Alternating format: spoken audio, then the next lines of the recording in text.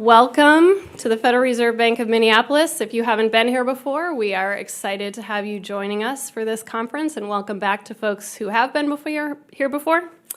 I'm Abby Wozniak. I'm the director of the Opportunity and Inclusive Growth Institute here at the Minneapolis Fed. And one of my jobs at the Institute is to craft conferences that help connect a broader audience, such as yourselves, with experts who are leading research that can help us think about how we should respond to timely questions. So I'm somewhat new in this role, and this role is new to the Federal Reserve System. And when I came on board earlier this year, housing kind of presented itself in the ether as a very natural topic for just one such conference as this. And around the exact same time, Jenny Schutz and Richard Reeves at the Future of the Middle Class Initiative at the Brookings Institution had the same idea and reached out about partnering around a conference on these issues. And hence this event was born. So here we are, and we're excited to have such a dynamic group of panelists and I would say moderators who've done a large amount of work really working to craft panels that will be responsive and engaging, in which panelists interact with one another and answer key questions. I also invite you as the audience to hold the panelists to really answering those questions and at least getting opinions from them on things that matter to you. We've worked into the program, if you take a look at your agenda, the organizing questions that each panel is centered around. So you should feel free to refer back to that as a landmark. Hopefully you won't need it, but as a landmark to think about what are we getting out of this panel that's going on right now, and use the Q&A time, which we'll be having, to make sure that we can drill down on those very big questions. So I do want to kind of mention a few logistics items. So the first is, of course, restrooms. Out that way, you'll need to follow an exit sign. If you're following an exit sign off into the wall over there, you're going the right way. A second point is that there is breakfast available tomorrow prior to the start of our first panel. That will be here available at 8 a.m. or even a little bit earlier for you early birds. We will have a coffee break after the first panel today. We will be bringing around a microphone for questions during the question and answer period, and we are live streaming and recording all of the panel and Q&A sessions, so that's just a fact to be aware of. And we're also active on Twitter, so I invite you to take a look at the @Minneapolis Fed Twitter feed. Retweet, tweet your questions or your comments. We're not taking questions from Twitter, but put those out into the universe if you will. You can use the hashtag housing opportunity if you like. So we would welcome all of that. And finally, I want to thank a couple of folks. First, of course, Brookings Institution for co-organizing this with us. It's been an invaluable help. Also, our Community Development Department, led by Aline Churumoff in the back there, has been an incredible source of support, providing some context and input into the panels that you see today. And finally, our incredible team. They're all busy tying up loose ends, but I have an incredible team here that's done a huge amount of work to get you the invitations, get us fed, get our AV working, and I'm just incredibly grateful for them. So I am going to, with that, turn it over to Jed Kolko, who will be moderating our first panel and is going to briefly introduce himself and the panelists in front of you. Thanks so much, everyone.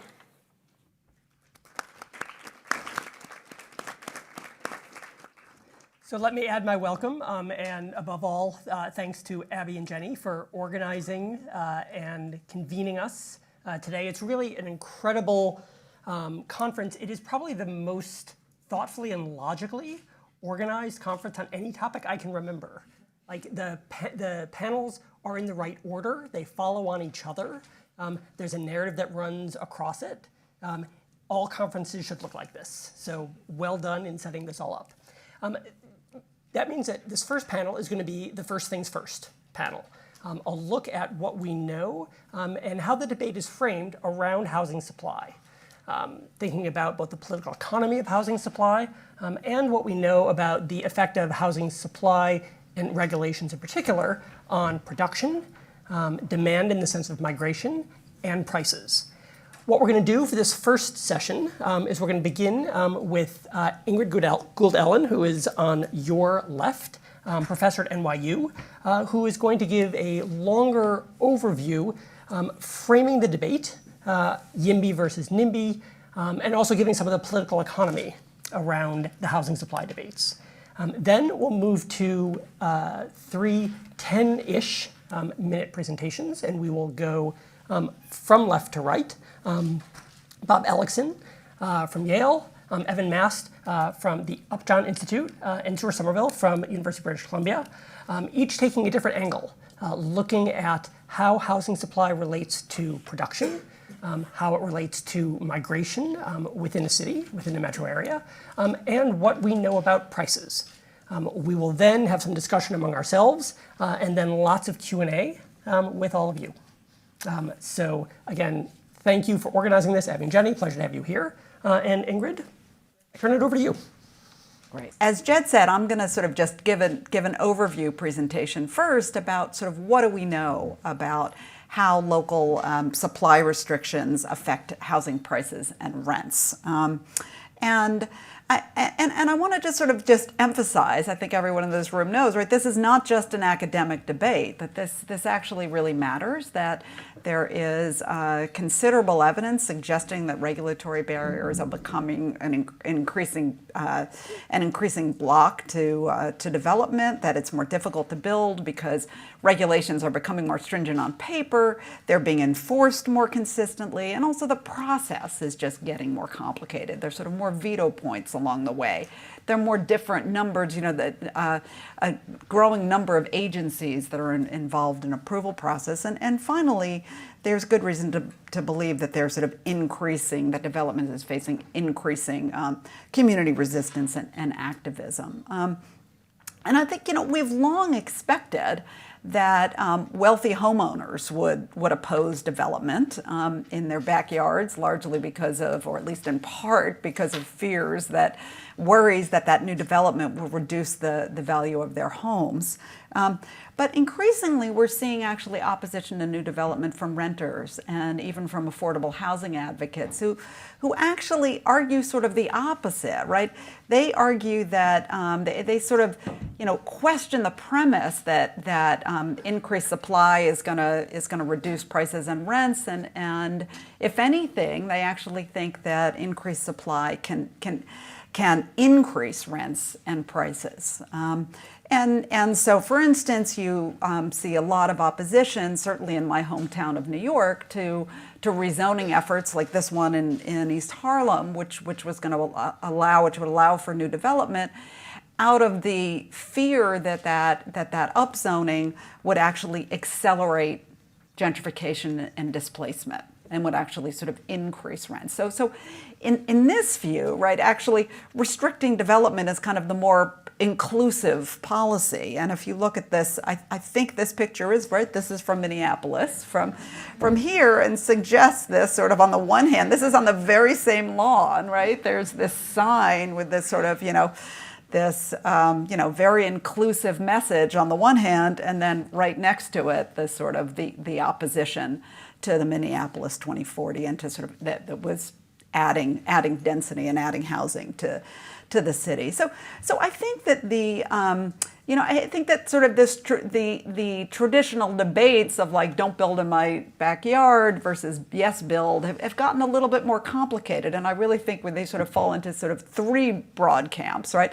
The first is the YIMBYs, right? For those of you who don't know, this stands for Yes in My Backyard. Is a movement that sort of started in Toronto, I believe, in 2006, and has sort of gained steam, especially in California.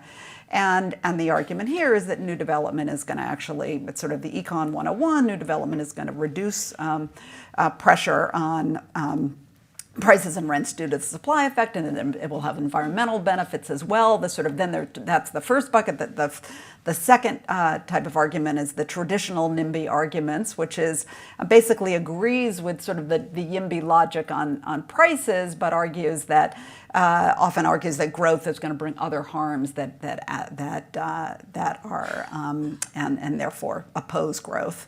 And then Vicki Bean and Kathy O'Regan and I have now sort of dubbed supply skepticism.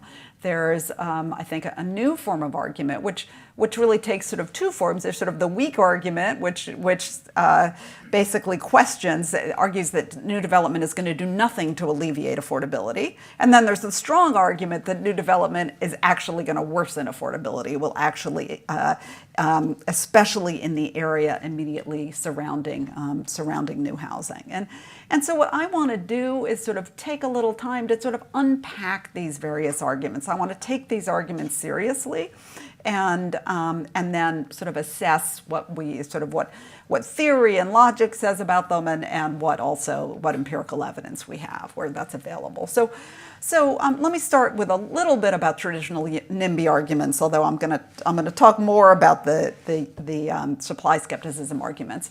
And I think one of the arguments that you often hear from kind of in more sort of single-family home neighborhoods is that the infrastructure is inadequate to accommodate growth. Like, we would have growth, but we just don't have. It's going to crowd our schools. We just don't have the parking.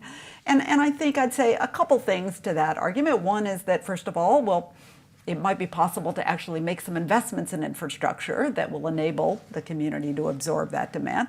And secondly, a lot of times this sort of NIMBY debates are framed about, that either this new housing development is going to be built or nothing will be built, right?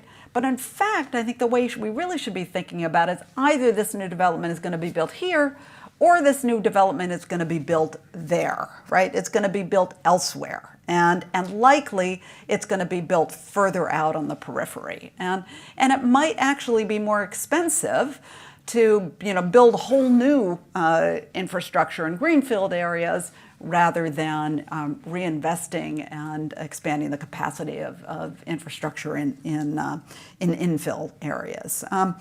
And the same is true, I think, of the arguments in environmental degradation. Again, we think about this as well. We should just, if you look at environmental impact statements, right? What are they assessing? They're assessing sort of what will happen if we build here, but the counterfactual is not building at all. But again, I think we should be thinking about the counterfactual as building elsewhere, again, likely in outlying areas where the environmental costs are likely to be greater. I think the third bucket of sort of traditional NIMBY arguments is that growth, it's sort of a little bit of a big messy bucket I'm putting together, but that growth will undermine community history, culture, and character.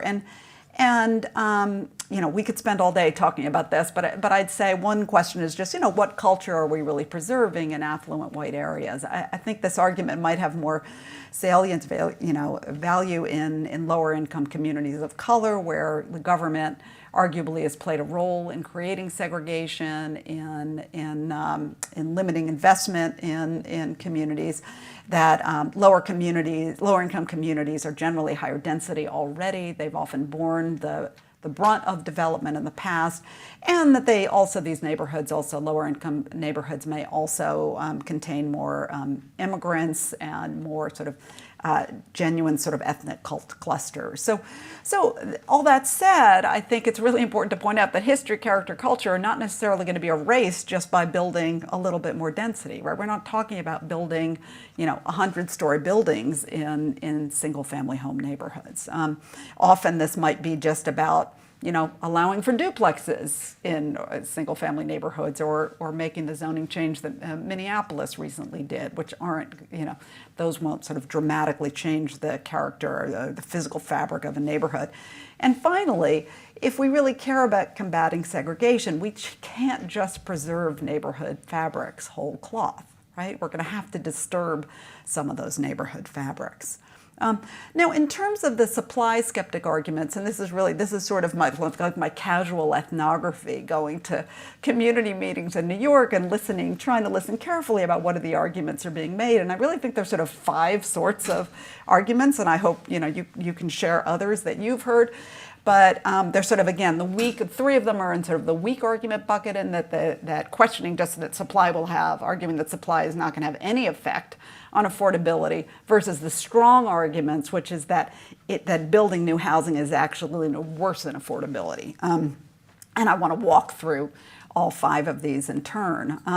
So the first that I frequently hear is that luxury housing won't affect my rents. Basically, the argument here is that rather than having a unified housing market, that housing markets are really segmented, and that if you build new luxury housing, right, it's sort of apples and oranges, that might reduce prices of luxury housing, but it's not going to have any effect on sort of average prices, the prices and rents of average homes.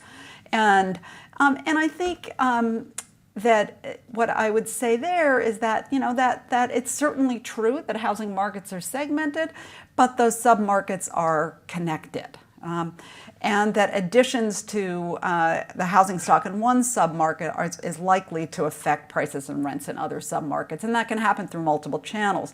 One is through sort of a migration chain, which I know Evan is going to talk more about, which is the idea that basically if you're building new housing, some of the people that are going to move into that housing are going to be vacating other homes, existing homes in that same metro area, in that same market, and that will open up vacancies. Secondly, there's sort of that building new supply helps to kind of stave off, limit filtering up, which I would say that if you don't build, what's going to happen, and you've got a lot of demand at the high end, what's going to happen is that sort of the owners of lower end stock are going to be tempted to reinvest in that stock, improve that stock, and those units may become more expensive. And also just can happen through demand, even without investment. And there's also filtering down, which is that over time that units may be built to sort of meet a high-end market initially, but over time they filter down to lower rent segments. And there's a lot of skepticism, right, about the existence of filtering, but I think this is something an area in which we actually have quite a bit of empirical evidence, some from people on this panel. Tsur worked with Chris Meyer and wrote a paper that basically showed that in tighter markets and in markets with more restrictive regulations, that units affordable to low-income households are more likely to filter up over time. They're more likely to become more expensive over time. There's also quite a bit of evidence on filtering down, work from the Joint Center for Housing Studies, from John Weicker and colleagues, showing that the primary contributor to low rent units are basically older homes becoming more affordable over time. And finally, Stuart Rosenthal has also written a really nice paper showing that the incomes of successive occupants of the same unit over time actually fall. So I'm pretty persuaded by this and by this evidence that filtering does exist. And that's sort of the first argument. The second argument that I often hear is that new supply is only going to induce demand. Okay, so this is sort of analogous to the idea that you've heard sort of, if we build more highways, people are just going to drive more, right? And that's, there's something kind of compelling about that. I believe that you build more highways and you don't really see much of a reduction in traffic in many cases. But housing is a little different, right? First of all, housing is not free like roads. And it's a lot more difficult to sort of pick up and move to a new city than it is to sort of pick up and move to, drive your car on a new road. So basically from an economic standpoint, this sort of assumes perfectly elastic demands, and it assumes kind of no constraints on the ability or willingness to move to a new area. So that's why I think that if you build new housing, some households may be drawn in and attracted as a result of that new housing.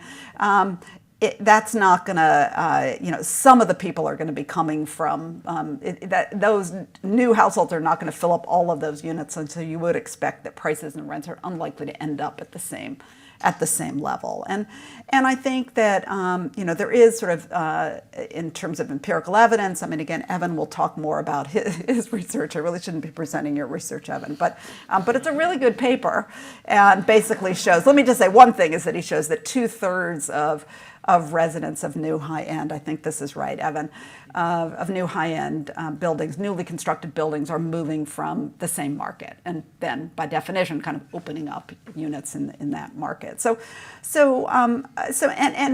more fundamentally, that I think there's quite a bit of evidence now that adding new supply does does lead to lower prices, which suggests that new supply isn't being completely absorbed by and occupied by new residents.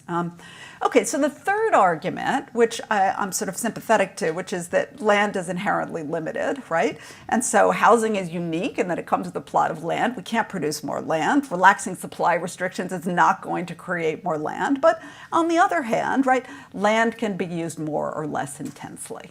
Okay, and that's important. And certainly as someone who lives in Manhattan coming to Minneapolis, I am definitely struck as I fly into other cities that land can be used more or less intensely. And the fourth, and now I'm getting, so those are sort of the weak arguments which say basically supply is going to do nothing to improve the affordability challenges that I face, right? But the two latter arguments are really that's building more, brand new market rate units is only going to make my affordability problem worse. And the first is that allowing for more density is simply going to invite speculation and going to increase prices and rents. And I'd say that, but here, while upzoning clearly is going to increase the value of land, right? We shouldn't deny that. If you can build more on a plot of land, right? Obviously somebody is going to pay, you're going to pay more for that plot of land. But on the other hand, right, that upzoning will also allow for more housing over time and lead to lower housing prices, even if the land on which that housing sits is more expensive. And frankly, also upzoning may still be necessary even if it's not sufficient, right? Even if it needs to be accompanied by other policy reforms that ensure that development can actually happen, right? Maybe upzoning just isn't enough. And this has gotten more attention from a paper that Yonah Freemark wrote in Chicago, where he finds that sort of upzoning actually doesn't lead to, at least in the short run, to much new construction, at least in Chicago. So, and then the fifth, which I think is something that I probably hear the most, which is that kind of the amenity argument, which is that new homes, if you build an attractive new building, that's going to increase prices and rents the immediately surrounding area because you're improving the physical landscape, you're attracting new amenities, and you're sort of signaling that this is a market that the neighborhood is improving. And I think, I think that this certainly is true that market rate housing might generate localized spillover effects. I think added supply will also help to absorb new demand and dampen pressure on prices and rents. And I think that, there's been very limited empirical evidence on this question of the question of what are the localized spillovers really, just in the immediately surrounding areas of new buildings. But it's very challenging to identify. We have two really nice new papers, one of which, again, written by Evan, which I think he's going to not talk about today, but maybe you can ask him about in the Q&A, which is that he finds that basically the amenity effects are outweighed by the supply effects, and that he and his co-authors find that building new apartments in low-income neighborhoods actually reduces listed rents of properties within 250 meters of the new building. We have a terrific doctoral student, Xiaodi Li, at NYU at the Wagner School and the Furman Center that is has a nice identification strategy in New York to look at the spillover effects of new housing. And she actually finds evidence of an amenity effect, but even so, she finds that the new buildings reduce prices and rents on net within the immediate vicinity of the new housing. So again, the supply effect seems to be outweighing the amenity effect. So that being said, I think there's this, all this exciting, there's quite a bit of, I think, exciting new research in this area. We could use more. And I think the fact that sort of the fact of sort of growing supply, or the phenomenon of growing supply skepticism, I think suggests that researchers are either we don't have the right research or we're not getting the word out. And I think we could use clearer research on a number of issues. First of all, sort of more understanding of sort of how filtering works, when it happens in different contexts. I think more understanding of the effects of upzoning in different contexts. I think more as terrific as Xiaodi and Evan et al.'s paper is on the spillover effects, I think we could use more research on the the spillover effects of new construction in different contexts, understanding kind of what also happens to the retail fabric of the neighborhood as well. And I think more research on the effects of sort of specific local regulations and also the effects of different kinds of state efforts to encourage more local building. So that said, I guess I feel like there's enough research out there that I think it's fair to say that allowing new housing supply will help to alleviate pressures on prices and rents, but and this, I don't know if we'll have disagreement on this point on this panel, but I would say anyway that I think relaxing restrictive regulations is not. It may be necessary, but it's not sufficient. And so I would sort of call for more of a balanced approach. I think cities should aim for a mix of housing. I think, to the extent that we want economically diverse neighborhoods, that requires a mix of different housing types built in neighborhoods. And I think, frankly, there's a political argument to make, too, that in order to get more supply, you have to ensure that supply is going to be affordable to a range of incomes. And I think it's going to be a lot more difficult. Even if your only goal is adding supply, it's going to be a lot more difficult politically to add just market rate housing than mixed income housing. So, and secondly and importantly, adding supply is going to do little to address the housing needs of very low income households, right? Whose incomes can't really even support operating costs, and so subsidy is going to be needed for those households. And finally, I think it's also important to acknowledge that land is inherently limited. Land is different from other markets, and so. I think housing costs are likely to go up in areas of high demand, even if we, even absent any regulations whatsoever, right? We're seeing prices and rents now rising in Houston, right? And so I think it's not all about regulations, okay? So that's where I will end. All right, I'm gonna see if I can. Ingrid, thanks. That was terrific. One of the things I was especially struck by is how broadly you laid out the range of arguments that people make. And I'm struck by how often these arguments differ based on which battlefront over housing supply is being fought, what type of place it's in, who's involved. I spent a few hours a few years ago watching the debate over the moratorium in San Francisco's Mission neighborhood where I live. And there, a lot of the concerns about new housing and the objections were tied to language of self-determination, neighborhood self-determination, anti-colonialism.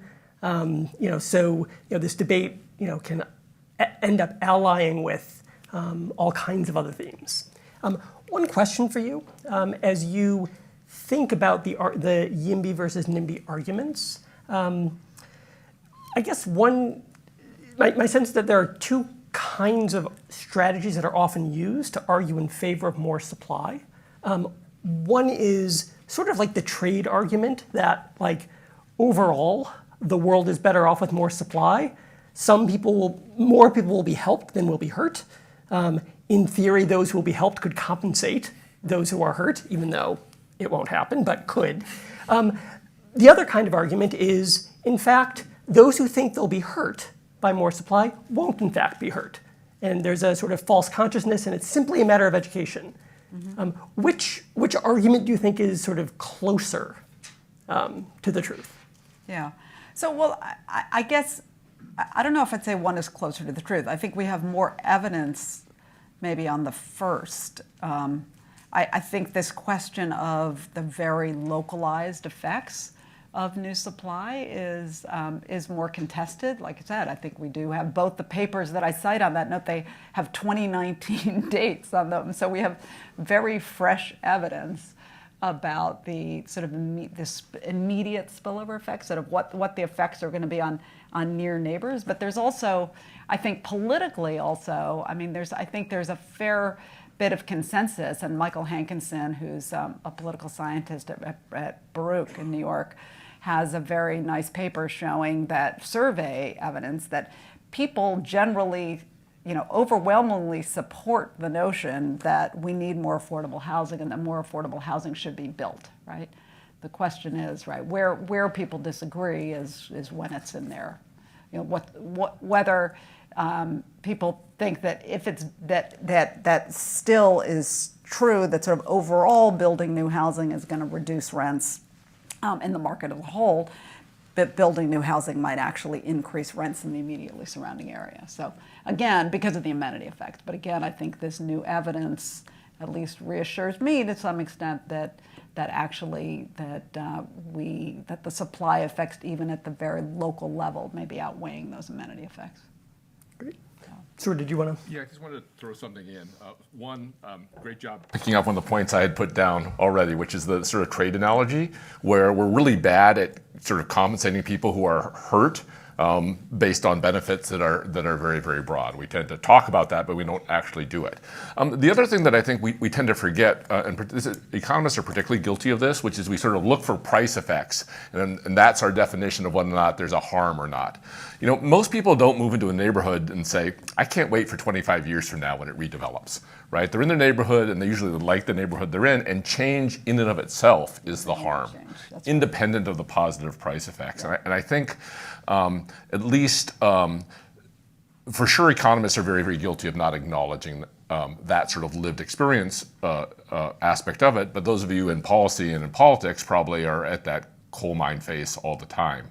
And I think sort of how you navigate that, well, how do we change but not change, is a tricky one.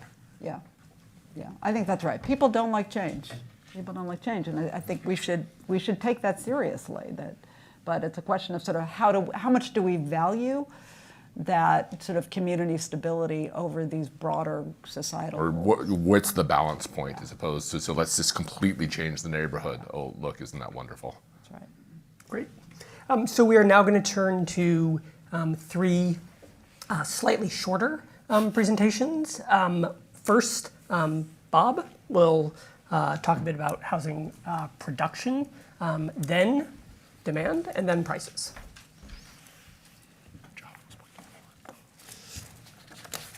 The topic of this panel is housing prices. In the city of Palo Alto, in the heart of the Silicon Valley, a modest house on a small lot sells for between $2 million and $2.5 million, close to 10 times the national median. And then the question is, for me, why? This probably is maybe a record in American history. And so I would like to, I think there's a triple whammy that has affected housing prices in the Silicon Valley. One is the demand side, and we should not ignore the demand side because that's one of the determinants in price in standard economic theory. People who work in the IT industry are well paid. The best place for them to be is the Silicon Valley. They will get more positive spillovers from rubbing elbows with other kinds of people. And so the demand side is part of the whammy. The second part of the whammy is that the Bay Area, unlike Minneapolis, for example, is quite constrained in the supply of land. There's a San Francisco Bay constrains the development of Silicon Valley, as do various mountains and so forth. And so the supply of land is inherently limited there, and that will affect price. The third element is my specialty, which is studying land use regulations. And California has the strictest set of land use regulations of any state in the United States. It has an Environmental Quality Act, for example, which gives rise to lawsuits, which means that developers are always in jeopardy of having their plans delayed. So I think all three of these contribute, and I will concentrate on the third one, namely restrictions. I have a book in the works, actually, that compares zoning practices in three specific metropolitan areas of the United States. One of them, not surprisingly, is Silicon Valley. A second one is Austin, Texas, the only one in which I have not lived. Austin is one of the fastest growing metropolitan areas of the United States, and people actually move from the Silicon Valley to places like Austin, Texas, worsening the nation's carbon footprint, I should say, in so doing it. The third is Greater New Haven, Connecticut, which happens to be where I now live. And I can cite, however, Jed's study that New Haven is actually closest to the median in terms of, as a metropolitan area, in terms of ethnic mix. So that is, I'm a little defensive about choosing New Haven, but that's a possible an excuse for it. In these three areas, I studied specifically the policies of 21 specific local governments. Some of you, as I understand it, are from local governments, and you should be happy to hear that I went to about 36 of the city halls and talked to the people in the planning departments, whatever. I asked them a question they almost never get, which is, I'm not interested in your current zoning map, I am interested in that, but in your historic zoning maps, how has zoning evolved over time? And they rarely got that question, and they were delighted, many of them were delighted to talk to me about that. All 41 of these jurisdictions, in fact, engage in zoning, including those in Texas, where Houston famously does not zone. In my area of Austin, all the relevant governments do engage in zoning. Here, I show you how I've spent more of the last 3 years than I like to remember, looking at zoning maps. And I assume that zoning maps are, in fact, sincere expressions of local policy, although zoning maps obviously can be amended, but I do take them as sincere. Round Rock, Texas, you may never have heard of, but you may use a Dell computer, and you should know that they are made in Round Rock. Round Rock was a town of 3,000 people in 1970. Its current population, partly because of annexations, is 130,000. Austin truly is a fast-growing place. The yellow areas here are areas that are zoned for single-family detached uses. In my sample of 41 jurisdictions, 91% of the land where some residential use was permitted was restricted to single-family detached houses. Minneapolis has put itself on the map because it has abolished the exclusive single-family zone, and I credit Minneapolis for that. If you are a zoning buff, however, it turns out that Grand Rapids, Michigan actually was there ahead of the game in making that particular move, another central city. At any rate, what I did, and the denominator that I use in a lot of my results is based upon the fraction of land where some residential use is permitted as of right. And if you look at a zoning map, and they're all online these days, you will see on this map, for example, red areas which are commercial, purple areas which are industrial and whatever, those drop out because residential uses are not permitted in those particular areas. So I use as my denominator in much of my studies the land where residential uses are permitted as of right. So to give you some results, if I can figure out how to move on, and this is beyond me, I think. I better use a keyboard. Oh, here we go. Okay, it worked. Okay. Often exclusionary zoning is taken to be the requirements that I'm sure many Minneapolis suburbs engage in, of requiring a minimum house lot, maybe of a half acre, 1 acre or more. And that's a measure that I use elsewhere. But here is a slide indicating some of my results on a different dimension of exclusionary policies. That is, does a community allow in its single-family neighborhoods, which is, to repeat, 91% of the residentially zoned land is restricted to single-family detached uses, does this community permit small lots. Levittown, Long Island, for example, had lots of about 6,000 square feet. Once you get above 10,000, which is the right-hand column here of this diagram, sidewalks tend to disappear. If you live in such a neighborhood with larger lots and whatever, when it's Halloween, you tend to take your kids in the car to a denser neighborhood in order to let them engage in trick-or-treating, because there are no sidewalks typically above 10,000 square feet.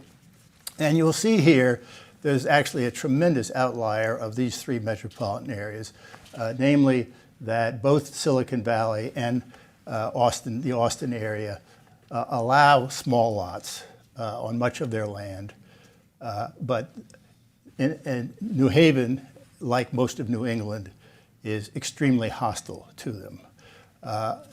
And only 4% or so of the residentially zoned land allows even quarter-acre lots, which are actually fairly large lots in the scheme of things. Why New England is off the charts here on this, and there's other evidence supporting this, is an interesting question, but I won't go into that now. There are now today thought to be people choose neighborhoods partly by walk scores. Let me tell you that once you get above 10,000 square feet, the walk score is mediocre and automobile dependence is total. And that, I think we're talking about much of greater Minneapolis in speaking that way. Then I have my last slide is this. This was a more ambitious effort, much more time consuming to carry out, where what I did was looked for the zoning of relatively large developable land.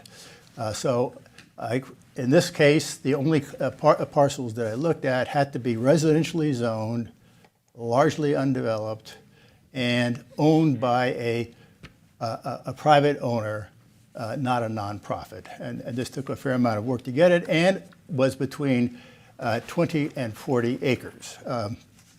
That allows, that's in casual terms, 5 to 8 square blocks or something like that of city land. How are these zoned?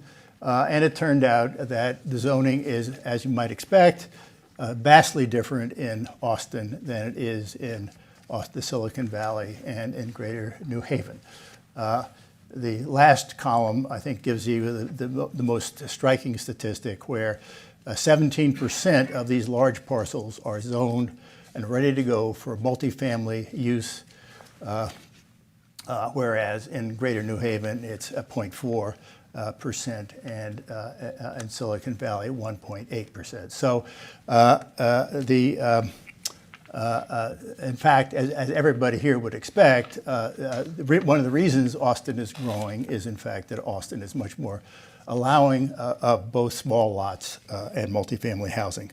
The last point I want to make is about something that dropped out of this study that I did not expect and whatever, which is the fixity of, except in Minneapolis, as it happens, and an exception that we don't understand, I don't understand, of once you have an established single-family neighborhood that is zoned for single-family, it is, in the United States, frozen, with rare exception.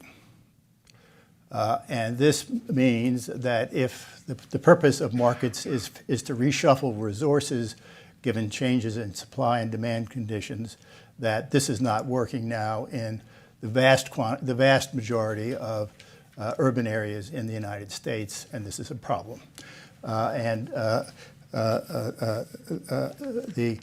A person who's done the best work on this, I think, is Issi Romim, who is with us today, who I've not met, I should say, but he has the best theory about a finding of this sort, saying that most areas are dormant. They seem to be fixed, and when development occurs, it tends to occur only in very small pockets. I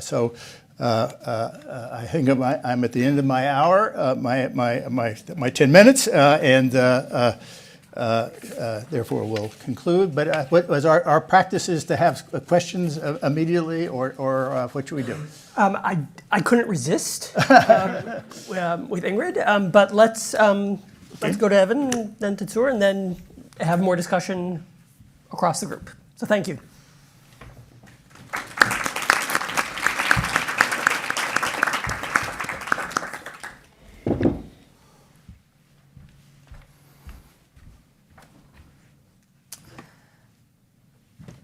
All right. Thanks so much for having me. This is a great event. I'm really looking forward to the 2 days.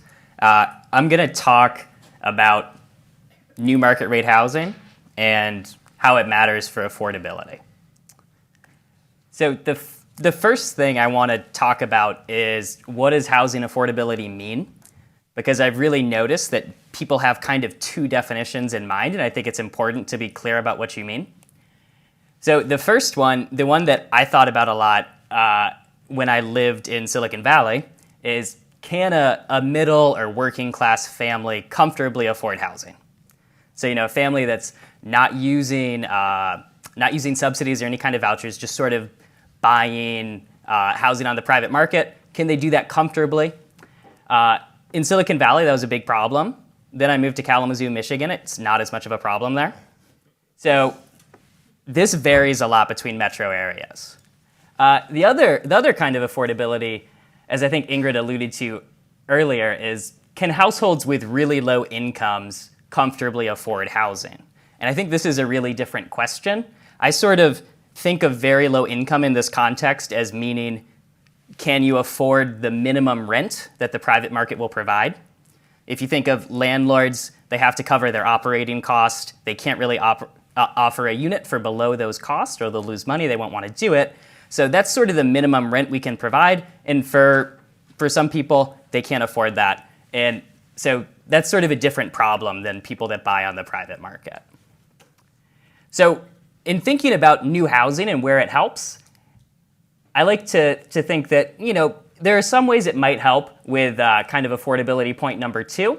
But in general, it's probably not the main solution, because it's not going to change this minimum rent. It's not going to kind of lower the minimum cost we can offer housing for. But for number 1, I think new housing can be quite good.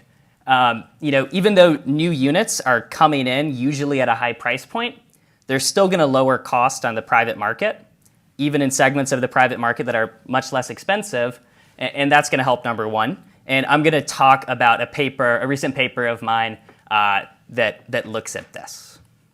So I think one more slide with text here. How does expensive new housing potentially affect affordability? Well, there are 2 ways. Ingrid actually already laid these out for us. One is just depreciation. It's kind of a long-run mechanism. Over time, these new houses get cheaper because they get older.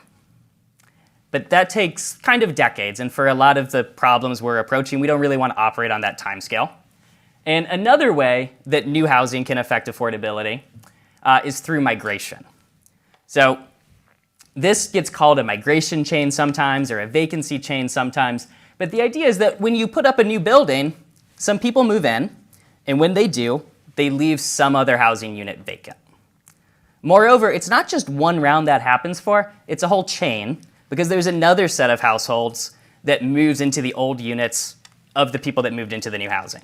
So it creates this chain, and this chain in each step can kind of go to a moderately lower income neighborhood. And eventually this is going to open up slots and create some vacancies in kind of lower moderate income places. That's the theory anyway. So depreciation, this long run mechanism, has been studied more in the past 20 years or so. There's less work on this migration mechanism, and that's where I try to come in this paper. And to kind of fix ideas a little bit, I want to start with the simplest example of what this migration chain could look like. So something like this. You put up 100 new units. Who moves in? Well, these units are probably pretty expensive. So we'll have 100 people move in. They'll probably come from, let's say, the top tier of the housing market. They could afford the new units. What happens next? Well, we've got 100 openings in the top tier, right? So someone's going to move into there, probably someone from the middle tier, let's call it, taking a slight step up, and that's going to repeat again until we hit, say the bottom tier of the market. This is the simple thing people have in their minds, and basically we have a lot of people that move up one step, and it's going to reduce rent in every step of the chain by reducing the number of people that want to rent in that tier. So this is a really simple idea. It's intuitive and appealing. It ignores some real-world complications that make this chain a little more difficult. So I'll talk about a couple of those really briefly. One is that some chains should end in every round. So why could a chain end? Well, let's say a new household forms. So, say I was living in my parents' basement, I move into the chain, my parents kind of like the peace, they like the quiet, they don't get a new tenant for the basement. That's one way a chain could end. There's no next round to the chain then. Another one that a lot of people are very concerned about, especially in, say, New York, is that a unit is used as a second home. So then this is just my weekend crash pad. I'm not vacating my old unit, so the chain ends there too.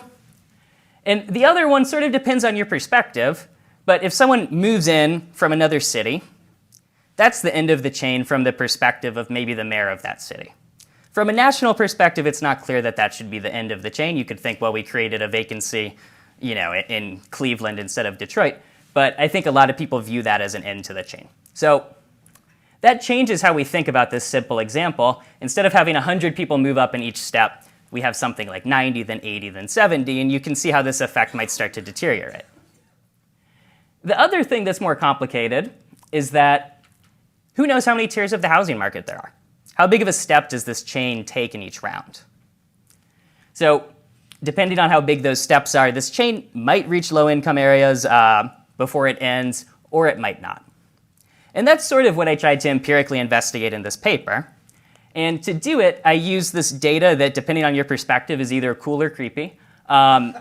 It's address history data. So for a big sample of the US population, I can see where you live now, and I can see where you used to live, and I can often see where you lived before that. So this is precisely the data you need to sort of trace this chain directly. So I take my cool data, and I just identified the people that live in new buildings. I focused on big central city multifamily buildings because I think that's kind of where the debate is hottest. And then I used the data to find their previous address. Then I found who was living in that previous address now, and I took them back. So it's a really simple exercise, actually. And I'll show you what I found focusing just on Minneapolis to start. So here's a map of Minneapolis. These red dots are what I identified as big new multifamily buildings in the central city, I should say. And then the polygons are zip codes in the whole Minneapolis metro area. I colored them according to their income. And I think just looking at this picture, you see some of what the supply skeptics are worried about. Where are these new buildings going up generally? Well, they're going in kind of the wealthy core of the central city. How's that going to affect other areas? Well, the answer is, let's look at where people in the new buildings came from. So now I'm going to add the origin locations of people living in the new buildings to the map. That's what these black circles are. And you can see it's a really diffuse effect where people are moving into these buildings from all around the metropolitan area. And that's going to kind of have the effect of loosening the housing market in the places where these people came from. Now, I can add more rounds to this chain. I can look at who moved into the black circles. That gets hard to show on a map. So instead, what I'll do is I'll show you a graph of what percent of each round of that chain came from a below median income neighborhood. So I do this for 6 rounds. And if you look at this graph, each dot is a different round of the migration chain. So the dot above 1 is people who moved directly into the new buildings. The dot above 2 is people who moved into their old buildings. You can see for people that moved into the new buildings, about 20% came from below median income areas. And then that figure steadily increases as you go across rounds of the chain, which sort of suggests that this mechanism is working. It's reaching lower income areas pretty quickly.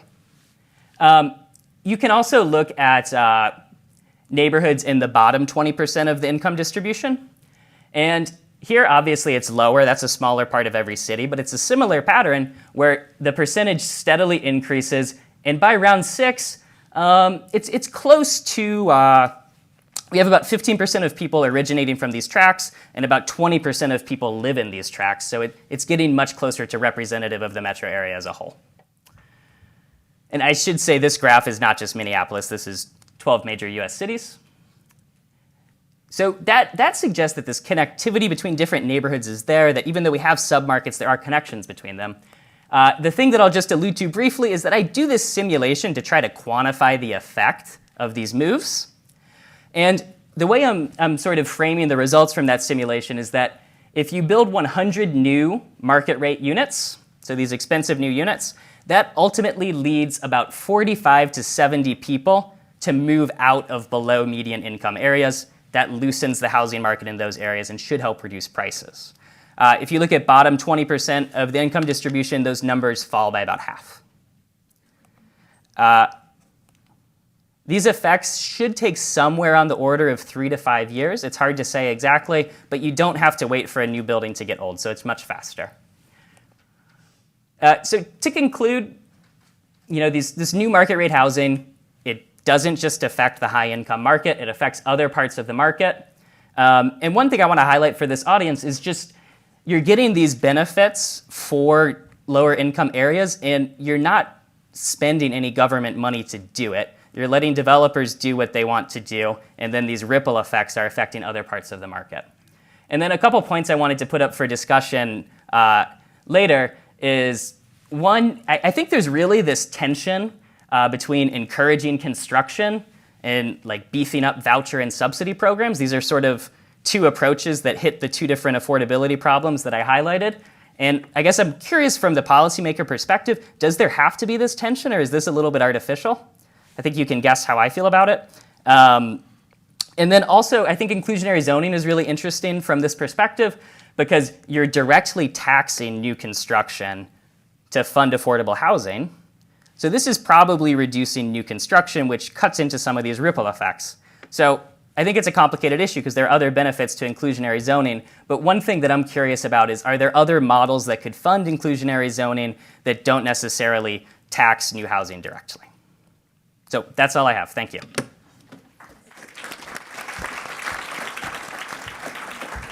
There we go. So I, like everybody else, am very happy to be here, obviously, because that's the consistent theme. But I actually am happy, and the reason is a lot of times, when you attend something that's dealing with housing affordability, it's a very particular segment of the set of people who are interested in it, who are in attendance. And so you're sort of having sort of people who, for the most part, are all saying the same things.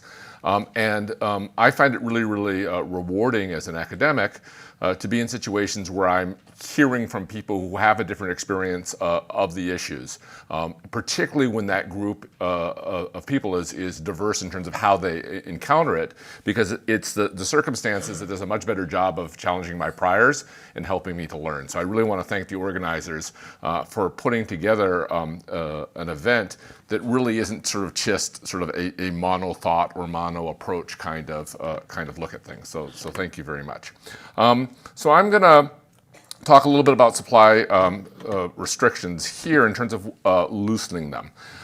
In terms of how I'm going to approach this, I'm going to start with just some general comments on supply constraints and housing supply and prices and things that probably everybody knows, and so I'm being a little bit redundant, but I think are worth remembering when we talk about how housing supply relates to affordability. And then I'm going to present the results of a paper that I have with two colleagues in Vancouver that tries to look at estimating the negative effects of density on neighbors in a very sort of particular type of experiment that we can use from the Vancouver area, which is sort of asking the question, okay, well, we know neighbors often object to increased density. What are the sort of negative effects that we observe in prices that might explain this? Recognizing that there are a lot of reasons why they might object to these things that have nothing to do with prices. But being an economist, we like to sort of look at prices, and so that's what we're going to look at. I think it has, particular sort of relevance to what's going on here in Minneapolis with some of the zoning changes, because it's a very sort of soft approach to density. So, in thinking about supply constraints, right, I think it's important to sort of distinguish between two different types of mechanisms, right? The first mechanism is just sort of almost an engineering constraint. Well, if this is the number of units we can build on a particular piece of land, and there's some sort of maximum holding capacity of the land built on those zoning restrictions. I think Bob sort of talked about this in terms of you think about sort of the zoning and what it allows in terms of lot size. And one of the ways that gets solved is just sort of what's known as drive to qualify, right? Well, the constraints raise prices in one area, so if you can drive far enough, eventually you'll get to a place where you can afford housing, and that obviously raises concerns, particularly in a sort of sustainability world, where we're thinking about not just housing people, but what the impact of how we house people happens to be. The other framework is thinking about costs very broadly, either in terms of the dollar costs, uncertainty, what Evan referred to as a tax on new construction, or the time costs. And I think there's sort of a large package there that is both sort of dollar costs, affect the return that developers are demanding because there's more uncertainty in the process, or things that sort of extend the time period, and all these things. And I think it's important to remember that the way those operate is not by directly increasing the price of things, but they operate by affecting the ability of developers to get land. That every developer, if you tell them what their costs are going to be, they're going to back out a price that they're going to bid for land. And if that price that they can bid for land is below the value that the landowner is getting in some alternative use, the developer isn't getting the land. And I think, remembering that process, I think is really, really important, because then you might think about trade-offs, things that might, increase the cost of doing development but reduce uncertainty. And there can be gains out of the process that way. So those are something that I'd like people to sort of remember. Two other things I sort of get through quickly, because it turns out that 10 minutes goes really, really fast. Who knew? The first is, I think that there is a problem that we have from an estimation side, that supply restrictions often go hand in hand with amenities. And that sort of blend of places where we observe a lot of restrictions are often the places that people want to live. And that when you sort of look at these world lists of affordability, the places that are really cheap are the places no one actually wants to live and have very, very low amenities. And so inherently there's a blending here that's hard to differentiate. It also creates challenges from an empirical standpoint, because it turns out that attractiveness of certain locations in and of itself creates, in a very mechanistic sense, inelasticity in supply. And so I think you got to be careful in terms of sort of how we parse these things apart. The final issue is sort of growing out versus growing up. I think sort of in a world where we're concerned about sustainability, that's particularly an issue. And it's a drawback of a lot of studies that have been done historically in the United States, which is sort of really about single-family construction, and thus single-family construction at the fringe. And the dynamics behind sort of density tend to be ones that are very, very different when you're looking at redeveloping the urban core. And I would urge everyone who likes to read books about economics to read Bill Fischel's 1980 whatever book on the economics of zoning, because I think he does a really, really nice job of laying out the fact that how you think about these things is really different depending on sort of where you're looking at it. I also like to lay out things that happened before my grad students were born. So that's another upside. Okay, I'm going to sort of jump ahead a little bit, try to speed up a little bit here. And our research question that we're sort of interested in the paper that I'm going to present is really the sort of negative externalities of density, right? And the idea here is, normally you think, well, if you loosen these restrictions, there are landowner financial gain, so why would you have restrictions if there's some gain? Well, either there are some negative externalities of density, or there are preferences, exclusions, snob reasons, racism, whatever, that might cause people to want to restrict. And we want to sort of think about really identifying the negative externality part. Quick shout out, there's a nice theoretical paper by Will Strange that sort of thinks about how to differentiate these sort of negative spillovers versus other effects. of density, and Matt Turner and two colleagues whose names I always butcher, so I won't pronounce them right now, do a really sort of nice job of sort of breaking these effects apart. So if you think about increased supply, there's sort of a variety of effects. There's my own the effect on my own lot, because now I can develop it higher and make more money. There's these possible negative spillovers on my neighbors, but there are also these sort of larger effects in terms of aggregate supply. And so we're going to focus on a very, very negative part of this here, which is in the city of Vancouver, essentially a widespread program that let essentially all households in single-family zones put in a separate, distinct rental unit in the back. So you can think about it as a duplex policy, except the duplex policy doesn't allow you to sell the second unit. It's got to sort of be rented only, and there's various sort of size restrictions. And the objectives were both sort of sustainability objectives, but also more critically, a desire to sort of increase rental housing in areas that didn't have it in a way that didn't dramatically change the form of the neighborhood. And I think the idea here is to find something that local residents might not be quite so opposed to, because it wasn't changing the experience of their neighborhoods, even though you might actually be doubling the density in those areas if you think about everyone doing one of these things. So you're going to get these in the single family zones in Vancouver, and the colored areas here are the areas that were zoned single family. It happened in two waves, so we sort of have two different pieces of it, and it's going to affect about 98% of the houses that were zoned single family. These are what these things look like. So the city of Vancouver decided to make these really make them look nice, with the idea that then people wouldn't be as opposed to them. So they're relatively strict guidelines on design, so they are really, really nice. There are a lot of people who have nicer laneways than they have their own houses, and so that obviously has cost effects in terms of sort of what the return is on building them, but it also affects who ends up living in them. If you think about the laneway, you might also think of sort of the trade-off between a laneway and a garage, because there is some extent to which they're substituting for one another. You have to have a certain amount of parking is part of the laneway, but it is hard on most of the smaller lots to get two garage units in there, and so there is a little bit of a trade-off that way. You can think of this trade-off as well. I'm going to try to get the is that the point? No, that's not the pointer, that's back. All right, we won't even try. So this is sort of the city's sort of view of, if you can think about sort of the laneway housing, and you can see how it substitutes for a garage in terms of a footprint sense. It's a little bit higher massing, but not a dramatic increase in massing compared to a two-car garage. So that's sort of what we're looking at. We have about, since this was started in 2009, we've built almost 3,000 laneways in the city of Vancouver, and this is sort of the distribution.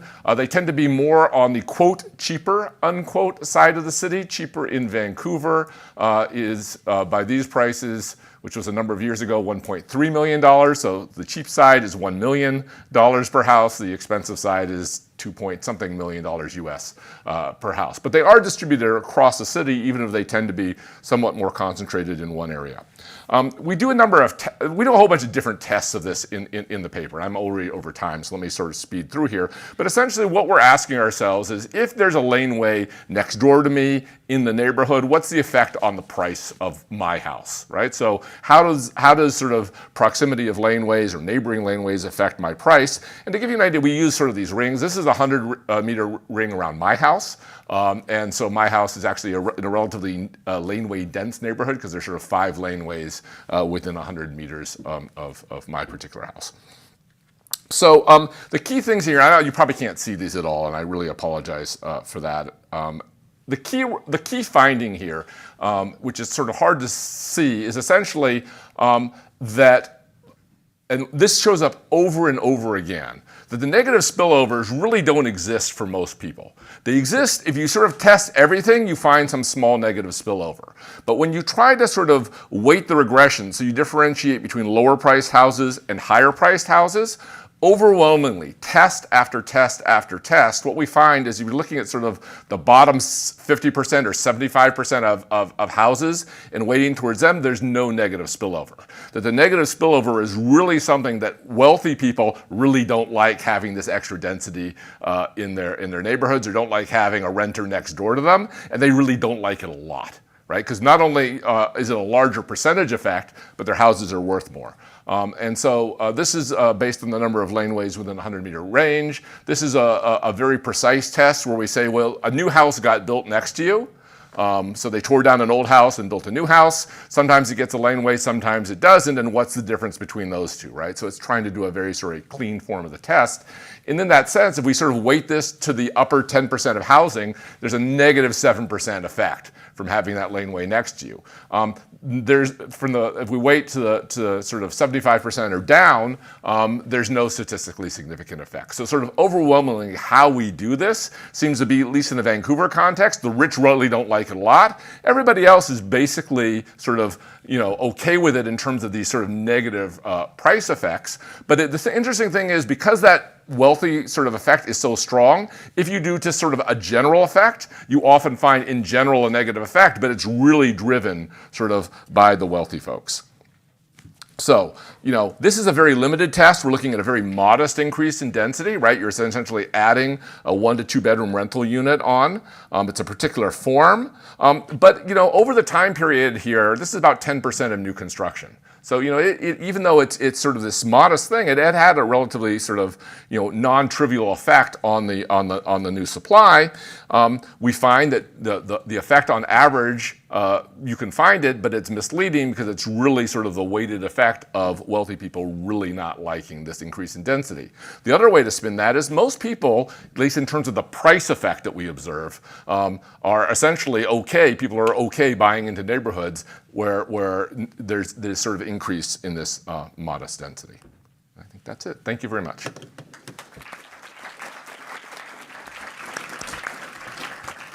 So thank you all. Let me start off with a couple of overarching questions to whoever and as many of you would like to jump in. Whether you're doing research, looking at supply constraints and regulation, or are a local official or a planner trying to assess the extent and severity of regulation in an area, there needs to be some way to measure the severity of housing regulation. What's the state of the art of how to measure and compare the severity of regulations across place? And are there any sort of measures or indicators that people often look at that turn out to be misleading?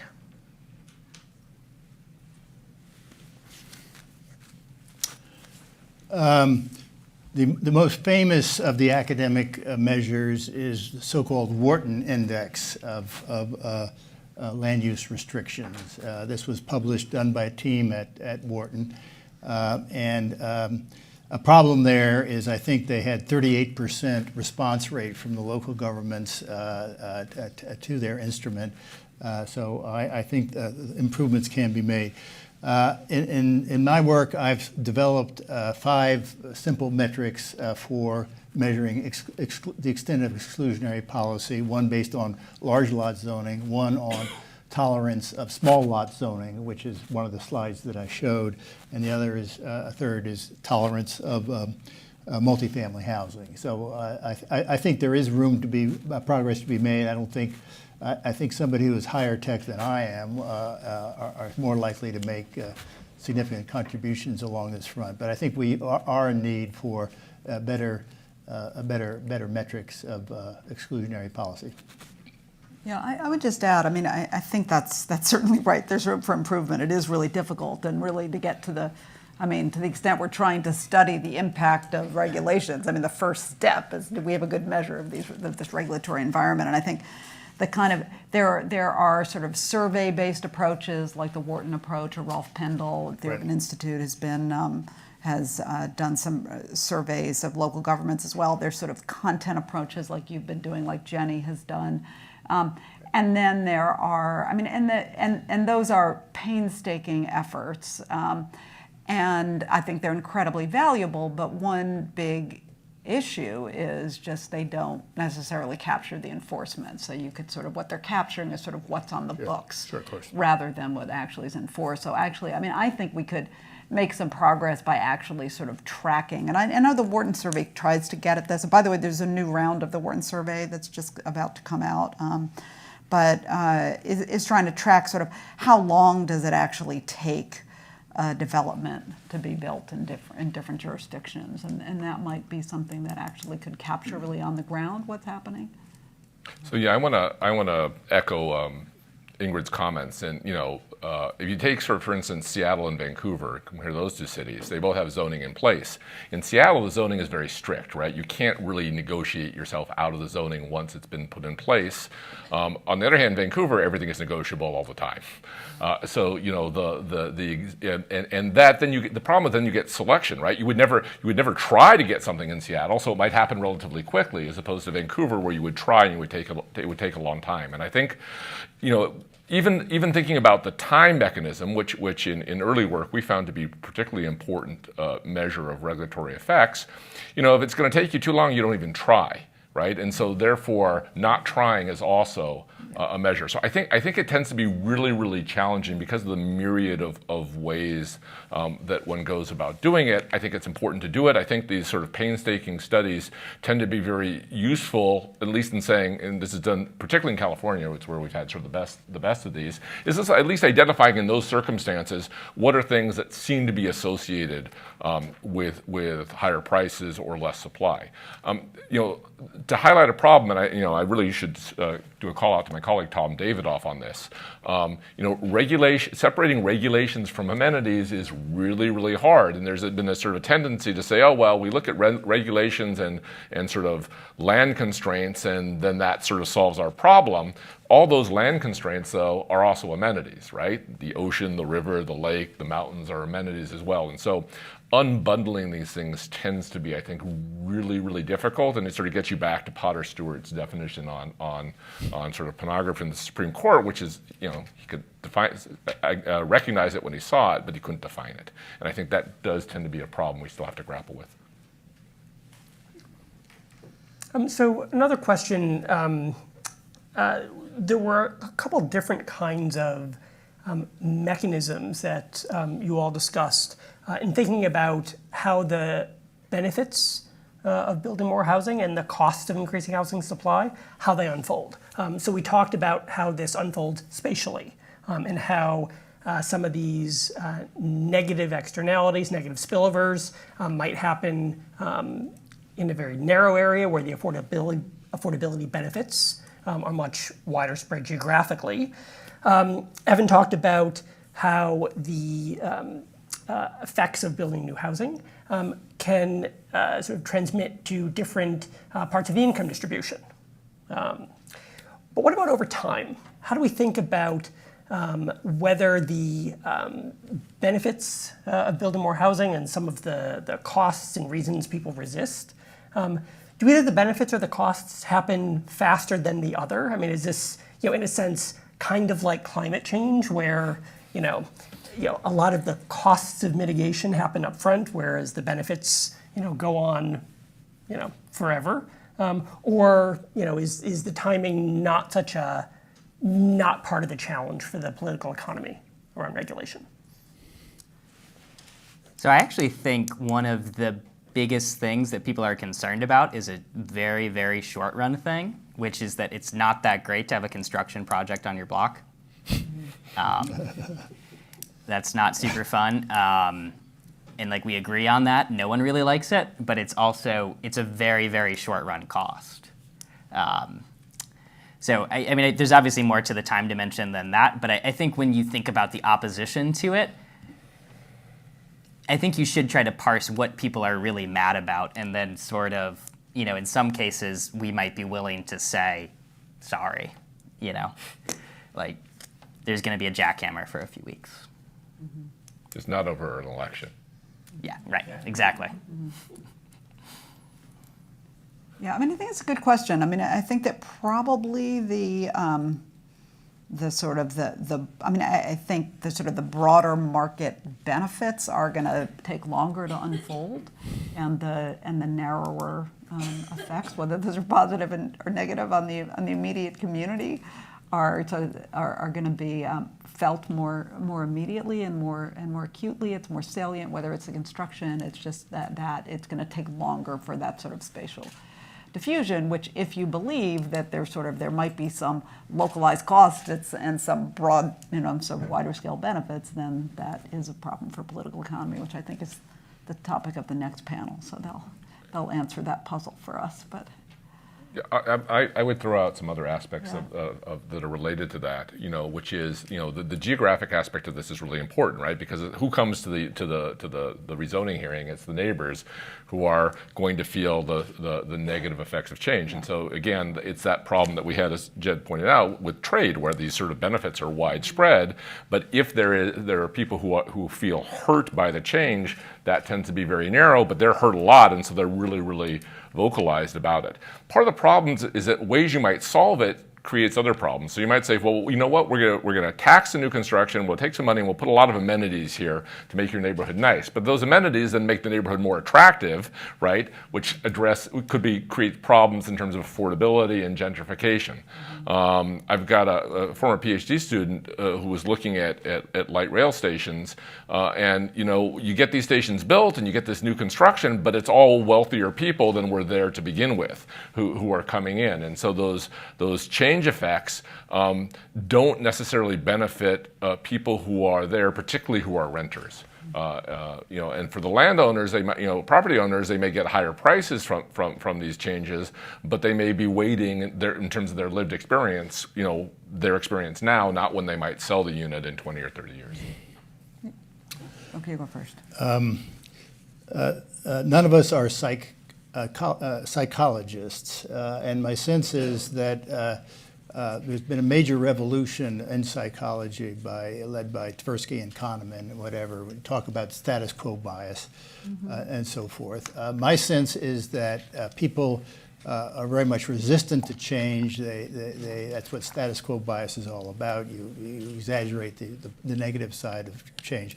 What's interesting is that after a number of years, whatever is familiar to becomes accepted. For the most part. And a nice example here in Minneapolis is you have along the river some famous commercial signs, which are now beloved, I assume Pillsbury or whatever it is. There are 3 or 4 of them, and they're all beloved and whatever. So eventually they become part of your community, part of what you accept. And if somebody were to put up a new commercial sign, of course people would go berserk. So anyway, I think none of us. I think psychologists have a lot of room to help us here on the psychology of change and the extent of status quo bias. Yeah, I think that's right. And I mean, that partially gets back to the time path. That's an interesting point too, because those sort of localized costs might actually dissolve over time, right? The fear of change may be worse than the change itself, which is also something that psychologists find in general, but the fear and anticipation of an event, of something bad happening. But I just want to say one thing, and I think this is going back to answering the question that you originally asked me, Jed, which is that just thinking about this sort of tricky question of, given the fact that the localized costs, the perceived costs and real costs of development are going to be different depending on the context. And I think the kinds of trades that we might have to make and the kinds of sort of offers we have to make to make people whole is going to differ across communities. So, in some areas, Massachusetts has something called, Jenny, I'm going to get this wrong, it's Mast 40, what's the infrastructure one? 40R? 40R that basically provides infrastructure grants to communities that accept more density as a way to say, okay, we acknowledge that this is going to strain your infrastructure, so we're going to give you some grants to help support that, right? But in lower income, denser areas, it may be about inclusionary zoning, or it may be about some tenant protections that help people, or some kind of insurance, rental insurance that help people feel more secure that they're going to be able to stay in the neighborhood. So I think you kind of may have to tailor depending on the context. Great. So we're going to open it up to questions from you in a minute. Just one last sort of lightning round question for everybody. And that is, curious to get your sense of the one place, neighborhood, city, state, province, that you think of right now as a role model for untangling this debate over housing supply. I have to say Minneapolis. Minneapolis. All right. Let's say no one place can be mentioned twice among the four of us, just I said it first. to make this answer not really boring. Who are some of the role models? Grand Rapids was there first, by the way. There is this puzzle about when you actually get pro-growth sentiment. And Issy Roman's great blog on this is that the opening of a new transit node, as he describes it, a subway station in Arlington, Virginia, for example, revolutionized, made a single-family neighborhood be supportive of density and whatever, because they could make a lot of money actually from it, and perhaps the building of a new interstate highway. That you might have similar effects on it. So I think there are a few exceptions. I noticed that both Grand Rapids and Minneapolis are central cities. I think it's much more likely you'll get it in a central city than you're going to get it in a suburb. Some thoughts. I'll have a regional answer. I think the Midwest is better on it. Because, I mean, I guess I grew up in Milwaukee, and then I moved to California, and then I came back, and now I spend a lot of time in Kalamazoo, Michigan, and Chicago. And there's not the sense of, like, we're happy to have you. Like, if you want to move here, there's a little bit more of a welcomingness to just we should build, we should grow, because these are places that are more concerned about not growing, I guess. It's probably the primary reason. But I think they've been better at allowing development than coastal cities that I've observed. So I can't answer that question because I think that the nature of the challenges are so different across different places.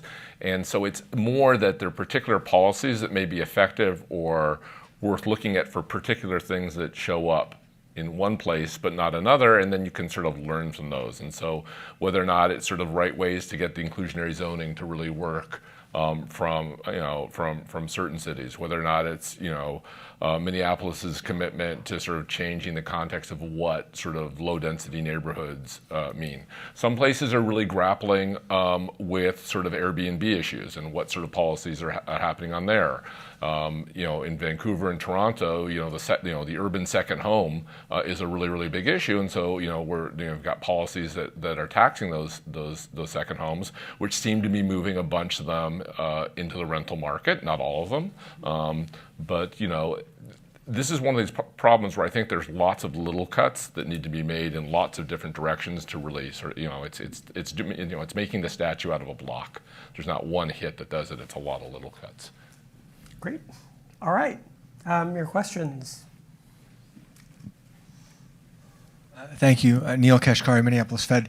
I'm just curious if any of you have looked at the history of densification and how the densest parts of the country got so dense. So I'll give you an example. If I look at a history picture of Manhattan 100 years ago, it was really dense. And it just seems like the further back I go, they started out really dense. So is there anything to be learned from very dense communities and how they got that way? Did they start that way, or did they go through the same pains that we're all trying to go through right now? I'm just going to quickly answer, but I'm sure Bob has more. Just in terms of New York, I mean, one of the things that New York did that was so impressive is that they laid out a street grid which enabled the development of density, right? It sort of rationalized the parcels and dealt with that assembly issue at a public level, which I think is really important. And then just let the development happen. Now, obviously, there's also demand reasons too, but I think that from a policy standpoint, I think the laying out of that basic grid was really important.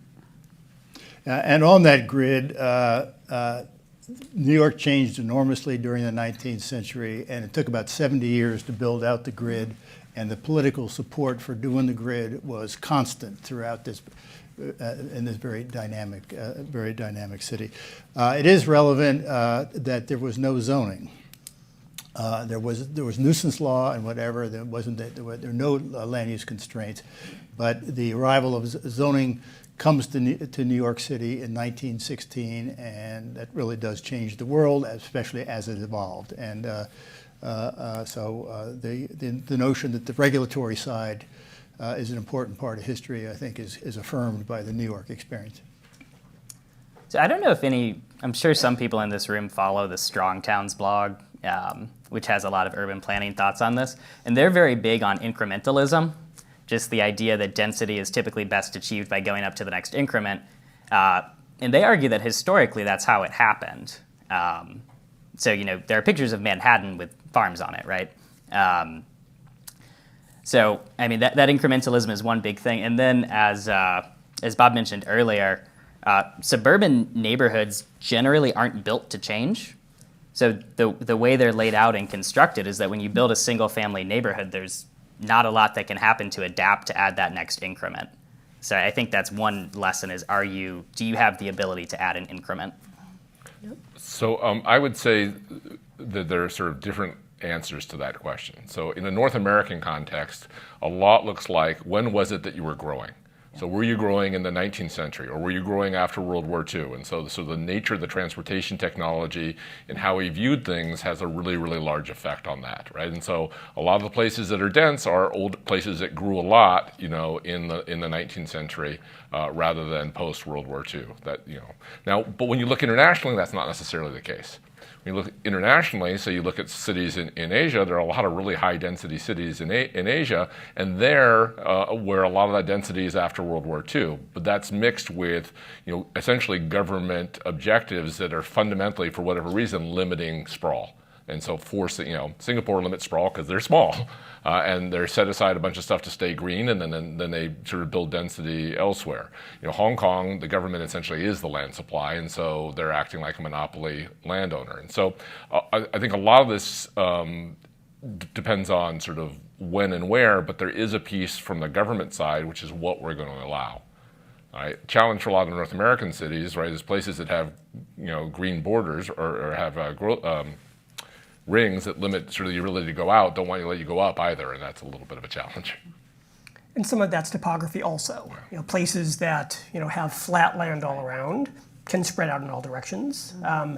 The importance of transportation and the sort of ruling transportation mode at the time, which essentially put a limit on how far a city could spread out and still have it be a coherent labor market.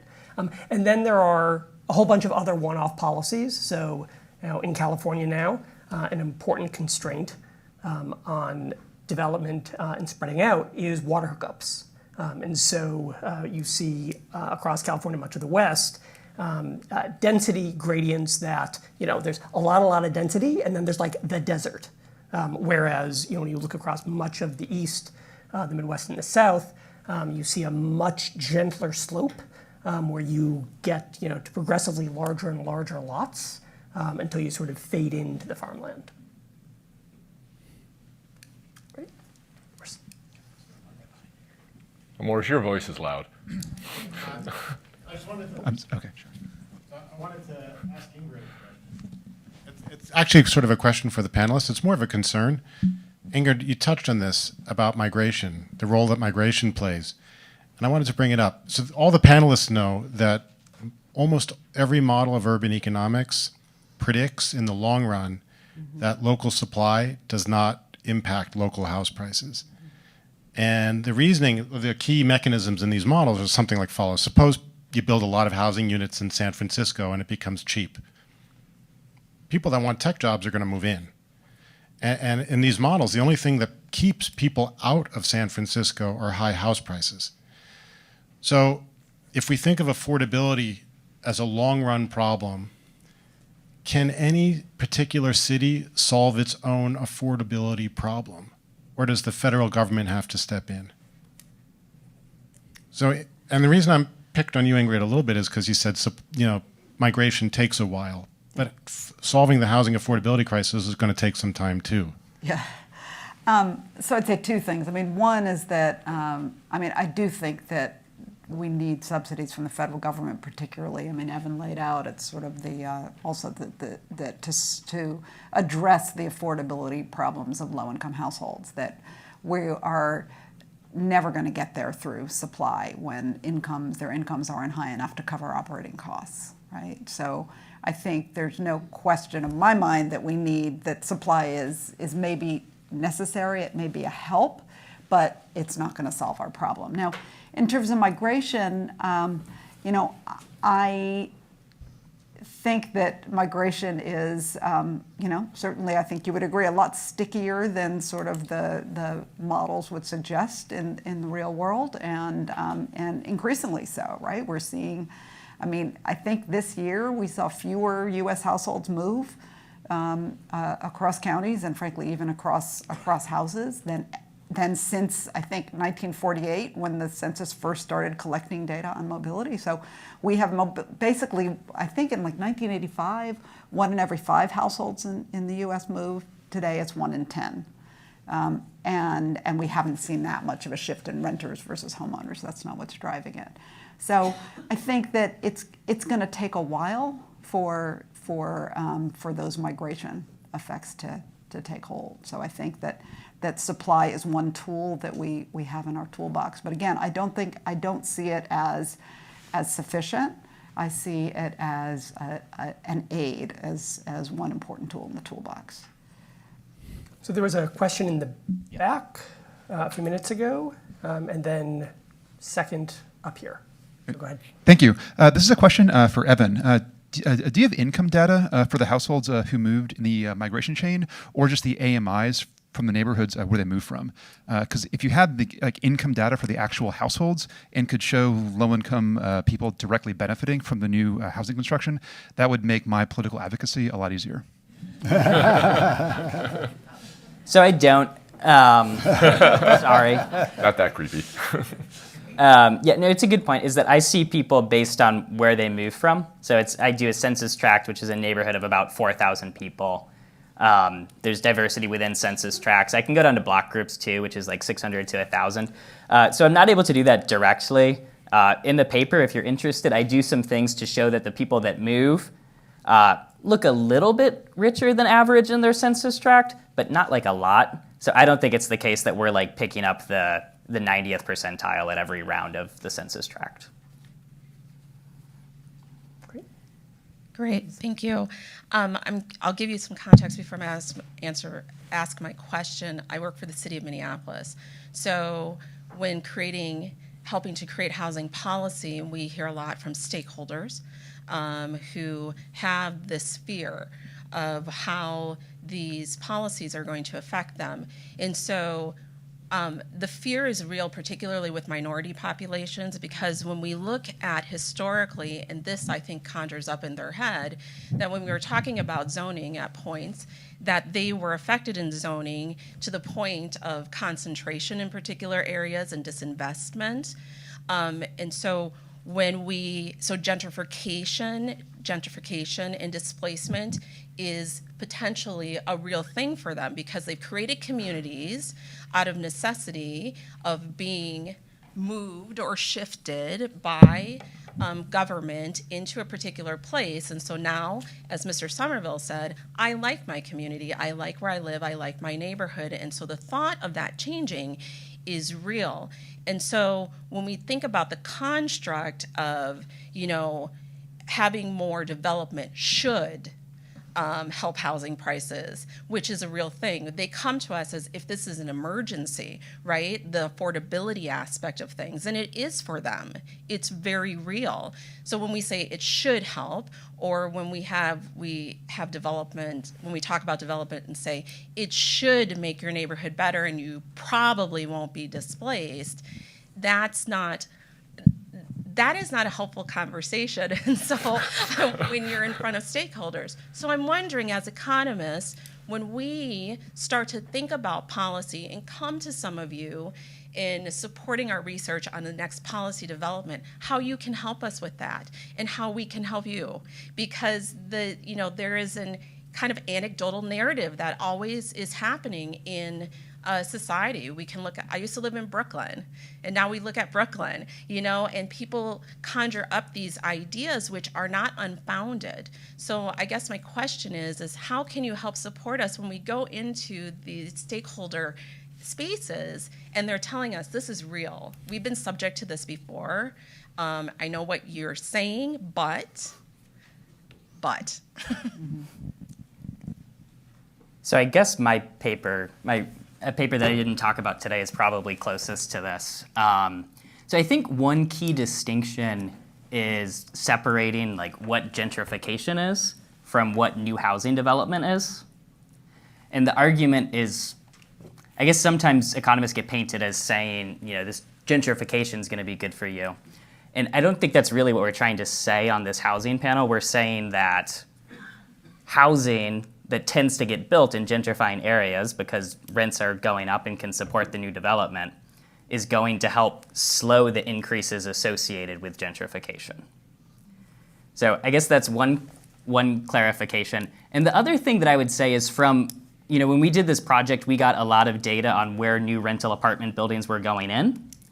And the first thing we noticed was that developers they're behind the times, they're not ahead of the times.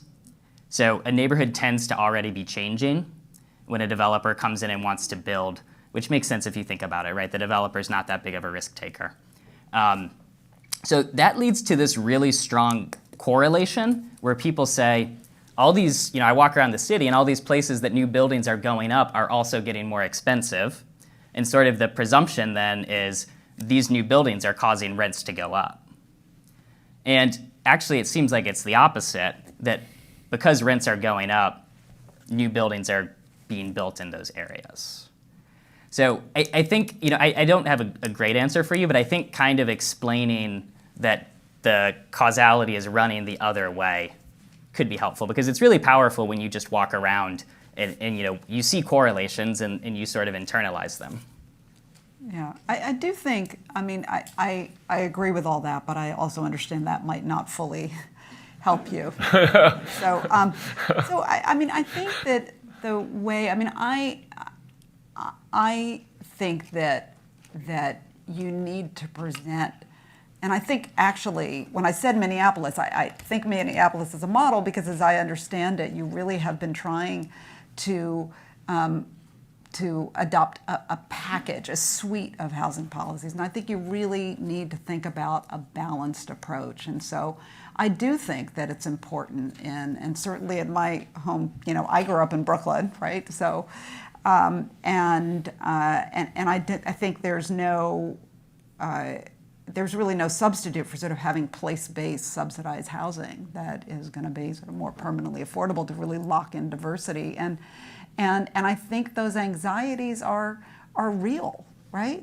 Again, even though in the truth, I've done research showing that displacement is actually no higher and mobility rates are no higher in gentrifying neighborhoods than in other neighborhoods, that poor families are just really unstable everywhere. But that doesn't mean that anxiety isn't real and that we shouldn't attend to it. And I think ensuring that there are additional tenant protections in place where you are building housing, ensuring that there are efforts that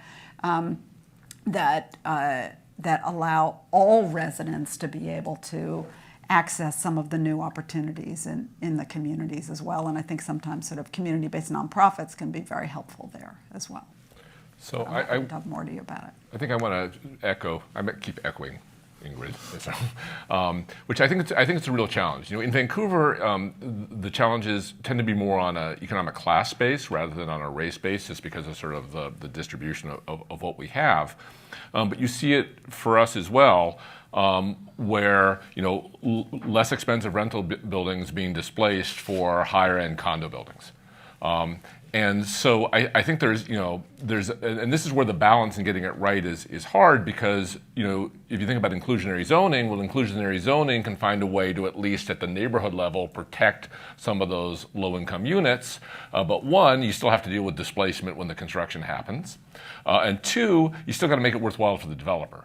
And so, which means that then you got to give them a bit more density, right? So getting those trade-offs right. But I think particularly for neighborhoods that are high demand neighborhoods, where the people who are coming in are different than the existing residents, I think you have to think of about a fairly aggressive package that includes things like inclusionary zoning, that has types of 10-year security, that will probably include some other types of public or social housing. And I think I completely agree with Ingrid. If all the new amenities are high-end fitness centers, right, that's not really helping the folks who are there, because then they're just priced out of the amenity benefit.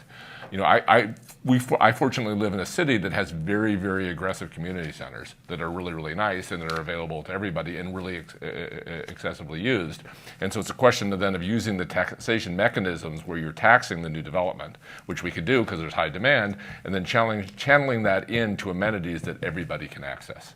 But that's something you can only do in places where there's tremendous demand for it, and so you have space that you can do it. You can't do it if you're thinking about things that are more marginal.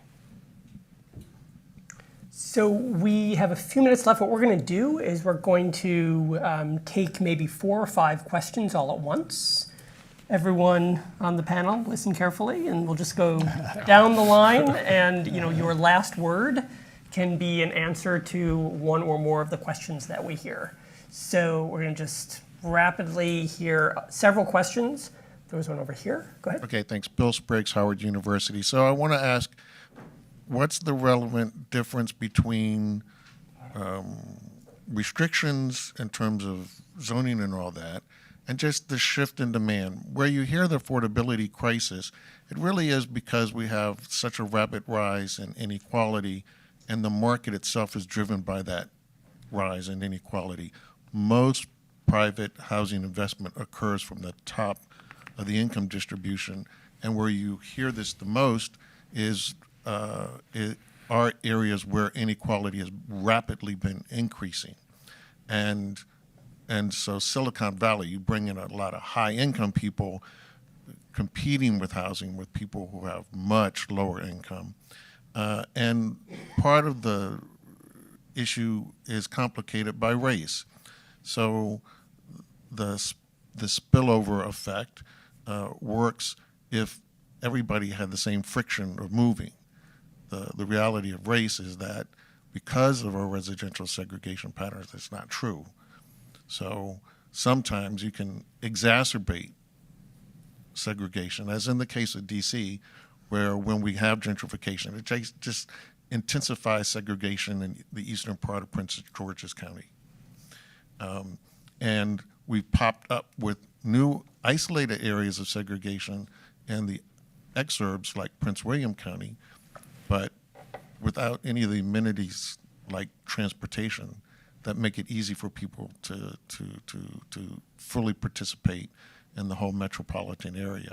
So it's not the case that all low-income areas are the same, all middle-income areas are the same, and people freely move about them because they can't and they don't. And so I'm wondering how much you attempt to factor in these segregation patterns, that you're shifting segregation patterns sometimes to more disadvantaged areas. Great. Let's collect a couple more questions and then answer with our final words. Yeah. Question for Evan, which is maybe a follow-up to that question, the one from the back. Did you look at tracks at, say, the bottom quartile? So are people moving from the lowest income neighborhoods in your chain? Still collecting. There's a question in the back there. Just curious how much variation there is between cities on the mix of movers when we think about the migrant chains or even filtering, and whether the rate of growth within a city changes that, the implications of that in a meaningful way. Okay, and then one last question to collect right here, and then you're on. Go ahead. Sorry for the rapid fire. I'm curious, since housing stock tends to have a fairly long lifespan, whether there is any instruction in terms of how you build over time to support affordable housing long term. Great. All right. Last words. Answering any or all of those questions. I guess I'll go first because I had a couple of specific ones. So as to whether I see people in the chain moving from the bottom of the income distribution, I do. So when I do that calculation of 100 new units, how many people move out of a given type of neighborhood, you get something like 30 people move out of neighborhoods in the bottom 20% of the income distribution. I do think, depending on the city, the effect of that could be different. In San Francisco, I think that's probably going to make things cheaper for people at the bottom of the income distribution. In Kalamazoo, I think that probably isn't true for all of that portion, because there might be a big chunk that's sort of at paying something around the minimum operating cost of housing. So I think that's an important distinction. And then the other question that was addressed to me was about kind of if this migration stuff could be different in growing areas versus other types of areas. I guess one thing I'll say is that I can see how many people move from outside of the state to the new buildings. That does vary across metro areas. I sometimes just want to tell the folks in San Francisco that they're not the highest or the most special on this metric. So they're actually about average. Denver has the highest number of people that move to the area from outside of the state. I think Philadelphia is the lowest. So those differences do exist. I think as far as growing versus shrinking, one key thing you need to think about is that a lot of people that are moving from out of state to your metro area are probably coming whether or not you build new housing. So if you get a job at Google, you're moving to Silicon Valley. And if there's a new building, maybe you'll move into it. If there's not, you're going to move somewhere else. So even for growing areas, it's not like having all the people come from outside of the metro area means there's no effect, because a lot of those people are coming anyway, and now you're building somewhere else for them to live. Great. On the first question, which was involved trends in racial demography, in the Silicon Valley, I found to my surprise that the number of whites around 1950 was on the order of 90%. Now it's more like 40%. The number of blacks in the Silicon Valley have fallen absolutely over the last 20 years. And now, in fact, Asians and Hispanics combined outnumber whites and blacks put together. So that's the Silicon Valley. And I would just say, I mean, to Bill, those were, excellent questions, and I really can't do justice to them in the no time, the 0 seconds that are remaining, 0 minutes. But I will just say I completely agree with you that sort of inequality is likely a driver, but it's really the combination of sort of rising incomes at the top with limited supply, whether that's due to limited land or whether that's due to sort of man-made restrictions. And I agree with you also that we need to think about context, that this discussion is different when you're talking about a high-income or low-income community, and within low-income communities. There are a lot of different kinds of communities. I will say I would love to talk to you after. I've done some work suggesting that, sort of mechanically, gentrification, is going to, when low-income communities of color gentrify, that if white households are coming in, mechanically that's going to increase racial integration. And I've done some work suggesting that racial integration actually lasts longer than a lot of people think. It sort of persists sort of stably over several decades. So I'm not quite sure. We should talk more about your sort of premise of your second question, but I completely agree that we need to be sensitive to this racial change and think differently about it. So 2 quick comments, one to the first question and one to the last question. I think it's something that we tend to neglect because we tend to think about things in terms of urban metro areas, and not thinking about within the metro areas that there can be a real restricted choice set on where some people can choose to live, either because of discrimination or because of income, in ways that is much more debilitating than we really sort of think about when we sort of think, well, in the metro area, there's enough of whatever. So I don't think it's something that we've really done a good job in thinking about, because I don't think we've done enough work at a very granular level. So I would say I don't have a good answer on that. In terms of the long-term issue, I think there's a real trade-off there, right? Because on one hand, if you build public housing or social housing, that in theory is a long-term structure that's available to low-income people, but then that tends to lock you in and prevent sort of dynamic change. And the one thing that we do know about neighborhoods is that, for the most part, if you look at a long enough period, nearly all neighborhoods change. And cities change and opportunities change. And so there's a tension there between things that may have sort of long-run stability, but then locks you in and limits and makes it more challenging to be flexible when things change. And so that's a trade-off that I think is actually kind of challenging to do, and particularly if you think about sort of low affordability areas are the places that are experiencing the most change, right? Both in terms of neighborhood change and in terms of sort of job mix change as well. And so it makes it challenging in those areas. Great.